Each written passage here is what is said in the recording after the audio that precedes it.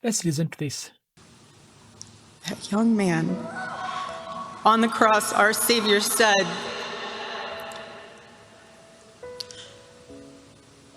"Father, forgive them, for they not know what they do."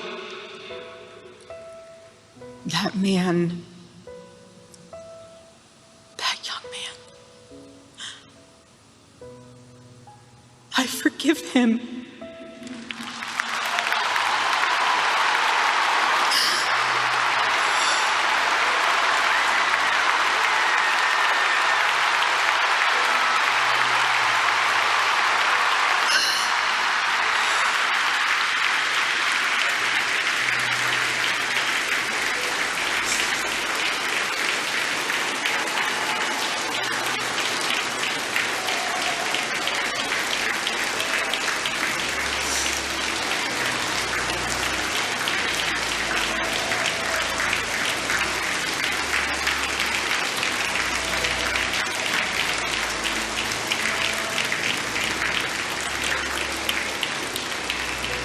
I forgive him because it was what Christ did and is what Charlie would do.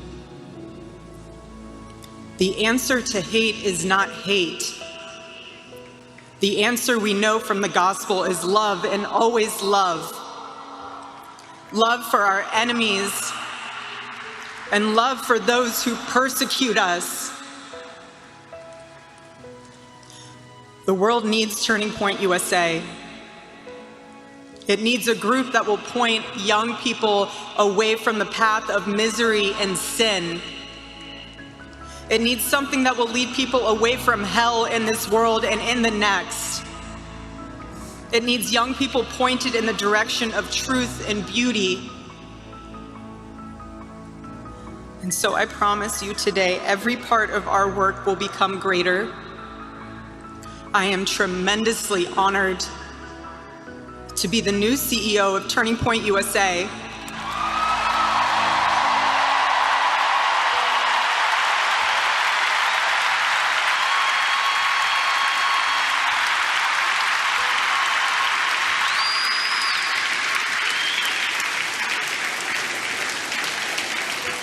I do not take that lightly.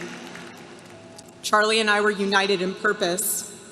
His passion was my passion, and now his mission is my mission. Everything that Turning Point USA built through Charlie's vision and hard work, we will make 10 times greater through the power of his memory. Chapters will grow, thousands of new ones will be created. TPUSA Faith will add thousands of new pastors and congregations.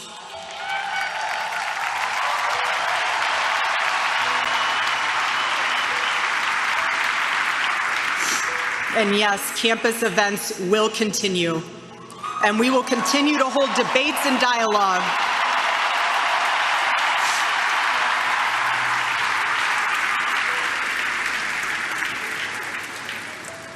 The First Amendment of our Constitution is the most human amendment.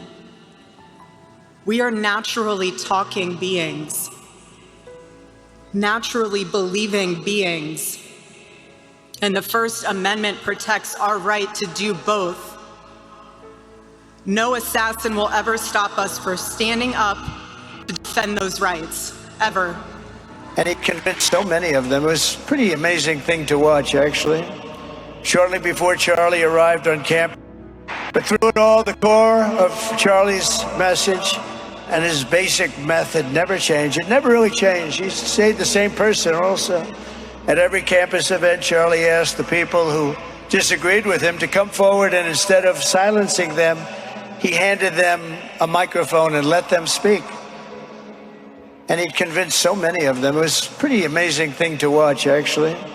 Shortly before Charlie arrived on campus, the day he was assassinated, a staff member texted him that there were many critics and students who were opposed to his views, and rather strenuously in the crowd. And that actually made him feel good, because he wanted to convince them. He understood. He really did. He understood what was right, and he was right about that. A lot of it was based on common sense, by the way. Charlie wrote back to the staff member saying, I'm not here to fight them. I want to know them and love them, and I want to reach them and try and lead them into a great way of life in our country. In that private moment on his dying day, we find everything we need to know about who Charlie Kirk truly was. He was a missionary with a noble spirit and a great, great purpose. He did not hate his opponents. He wanted the best for them. That's where I disagreed with Charlie. I hate my opponent, and I don't want the best for them. I'm sorry. I am sorry, Erika.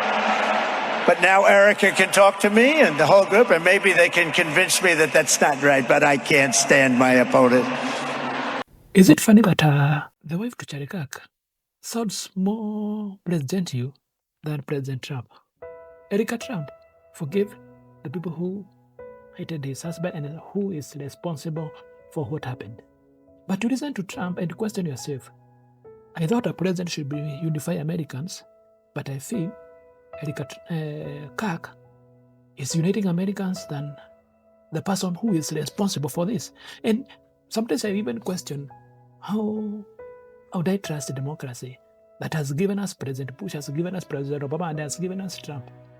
You question all this narrative, and also they also give us Biden. You know, sometimes I doubt democracy is the perfect example.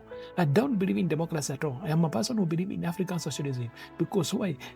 The current democratic countries, UK and the US, they didn't even develop because they have democracies. They developed because they stole from other rich countries, especially in Africa and South America and India.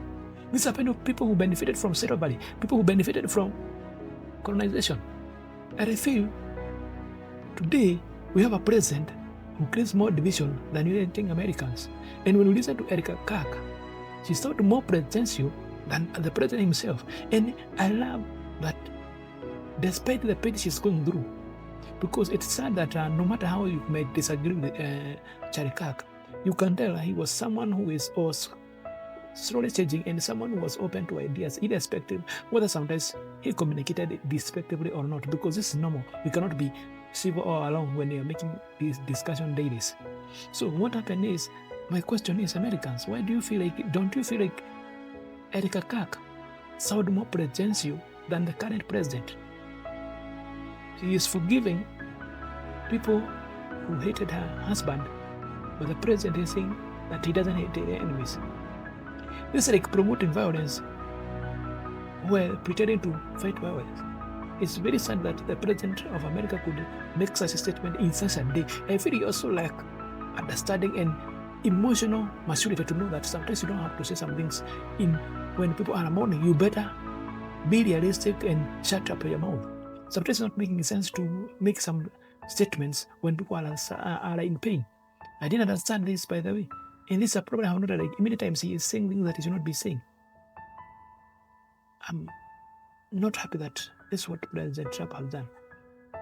When I look at the Democratic Party, they also seem to have a lot of problems. But it's funny that Erika Kirk sounds more professional, more presidential than the president himself. Do you agree with this? Let me know in the comment section. I'm your host, James. Let's meet in the next video.